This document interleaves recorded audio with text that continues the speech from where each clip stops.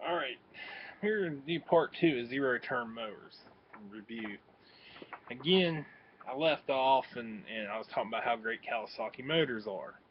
One thing that I find that makes the Kawasaki's a pretty good engine, and the Kohler Command too, is we talk about air filtration, is when you go to look at a zero turn, there's a little round air filter called a Donaldson system.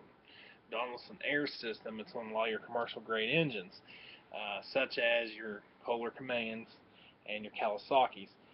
What that is, that round air filter helps it get better air. It's setting up, it's not sitting in the pan behind the seat on the zero turn mower, it helps it breathe better. They're like a cone style filter. The drawback is you can buy a replacement filter for your standard Kohler Command with a regular, air filter, or your regular Kawasaki air filter, even your Briggs filter. You can buy them at a hardware store. It carries small engine parts for about, $10. Whereas you get the Donaldson filter, you're looking 25, $30 in a lot of cases, for that little round style filter. As I was going back to my Toro again, I was bragging. If you look right here is a Donaldson. Let's see here. I can't get a good picture of it, but right here is what a Donaldson. Look right there. That's what the Donaldson air filter looks like.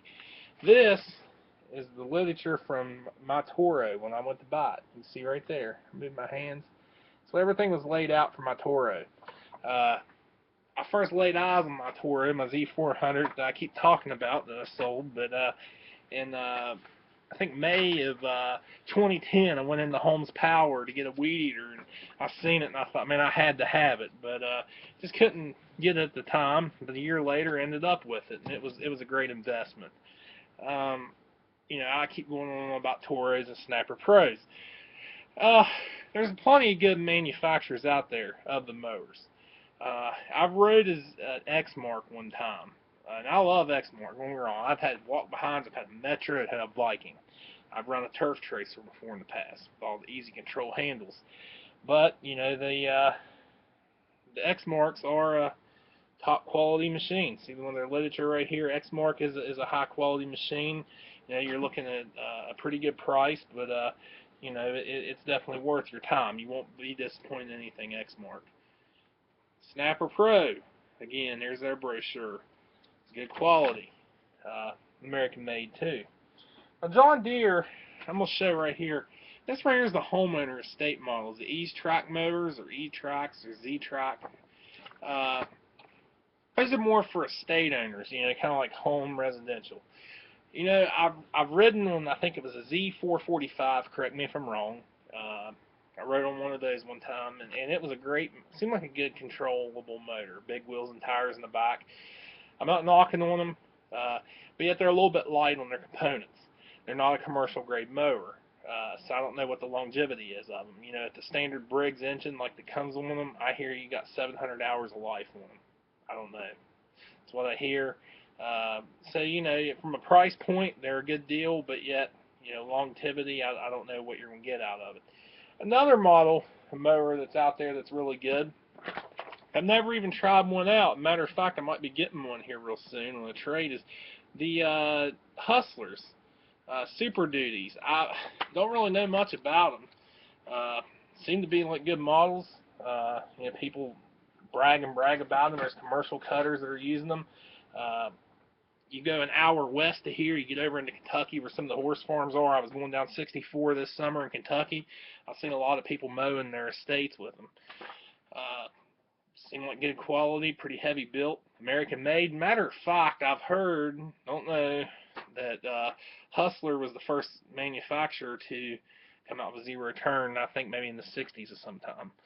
Uh, there's another company out, and I don't have a brochure for them, but speaking of Hustler, and I've heard that Hustler manufactured for them, but it's called, I think it's a Big Dog Mowers or something like that. I happened to be up around Baltic, Ohio one day, and I stopped into a shop, and some guys had, it was a dealer for them. I've never seen them before. They looked pretty decent, but the walk behind, I was in the market for a walk behind, and the only walk behind the Mad Dog, or the Big Dog, I'm sorry, had was like a motorcycle handlebar, and I just didn't think it'd work well for West Virginia where we're mowing hillsides. But also another one that's out is Land Pride. Land Pride makes zero turns. I don't know anything about them. I've seen them. There's also, I think, Country Clipper. Um, so and Husqvarna has different models out there. I think Dixon has different models, and Yazoo Keys. So a lot of models out there. Uh, just wanted to give my review on zero turn mowers, and if there's anything, email me or shoot me a message here if you're looking at one and anything I can help you out with. Some of the pointers I said to look for was, keep it under 1,200 hours. Look for a commercial grade engine. Make sure they maybe have records where they've kept the fluids changed and greased and that stuff. And most of the time you buy something commercial grade, you can always usually rebuild stuff. But sometimes, like I said, if you buy something for $1,500, 1,500 hours is a rule of thumb. I mean, I'm just saying. And you have to replace a couple spindles and buy a new engine for it and replace all the belts, and a couple of the tires are wore out on them, then you're looking at $3,500 easily. And a used zero turn mower, you could put another $1,300, maybe $2,500 with it, and maybe get you something brand new. So it's just something to look at. It's something to think about. I just wanted to run this video to share some things I've run into with them.